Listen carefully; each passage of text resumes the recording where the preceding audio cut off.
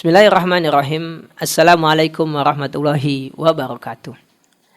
Alhamdulillah wassalatu wassalamu ala rasulillah amma ba'du. Kaum muslimin dan muslimat rahimakumullah, bertemu kembali kita pada acara kajian Waris Islam, membahas 40 motivasi waris Islam, diselenggarakan oleh Zaid bin Sabit Waris Center. Motivasi yang ke-16, merawat silaturahmi.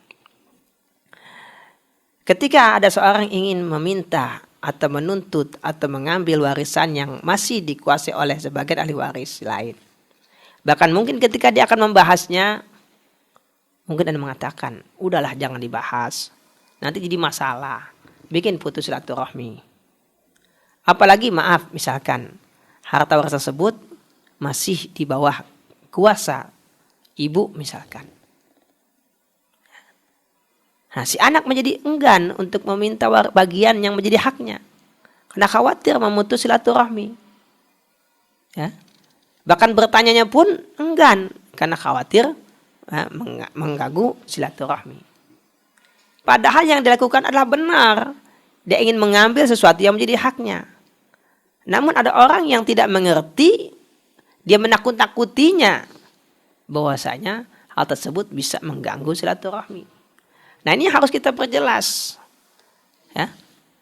Jangan sampai sesuatu yang benar kemudian dihalangi dengan alasan mengganggu silaturahmi. Kita ambil contoh misalkan dalam sejarah kehidupan Nabi. Ya. Nabi berdakwah mengajak orang masuk Islam. Tentu hal ini berdampak, ada sebagian orang menerima, kemudian sebagian lagi tidak menerima. Ada ayah menerima, anak tidak. Ada anak menerima dakwah Nabi, ayahnya tidak. Bahkan ada budak menerima dakwah Nabi, tuanya tidak. Ada istri menerima dakwah Nabi, suaminya tidak. Akibatnya apa? Mereka menjadi terpecah. Sehingga Nabi pun ya dituduh sebagai orang yang memutus silaturahmi. Nah, ini jadikan ya jargon orang-orang yang ingin menghalangi dakwah Nabi dan mengatakan Nabi sebagai pemutus silaturahmi. Nabi telah memecah belah keluarga. Ini kesimpulan yang sesat. Karena memang antara hak dan batil nggak mungkin bersatu. Nggak mungkin bersatu, nggak mungkin bertemu. Maka standar dan pegangan kita lah apakah itu benar atau salah. Benar kita ikuti, kita jalankan, salah kita tinggalkan. Jangan menjadikan alasan silaturahmi sebagai halangan kita untuk mengamalkan hukum Islam. Bahkan seharusnya pelaksanaan hukum Islam semestinya menjadi hubungan silaturahmi menjadi tambah erat.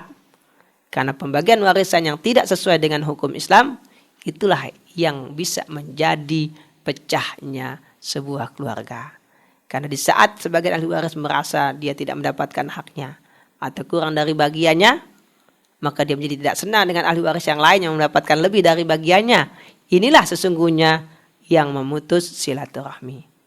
Maka dengan kita membagi waris sesuai dengan ketentuan Allah dan Rasulnya, itulah yang akan mempererat hubungan silaturahmi dan menghindari putusnya silaturahmi. Demikian motivasi kita kali ini. Sampai bertemu pada motivasi yang berikutnya. Assalamualaikum warahmatullahi wabarakatuh.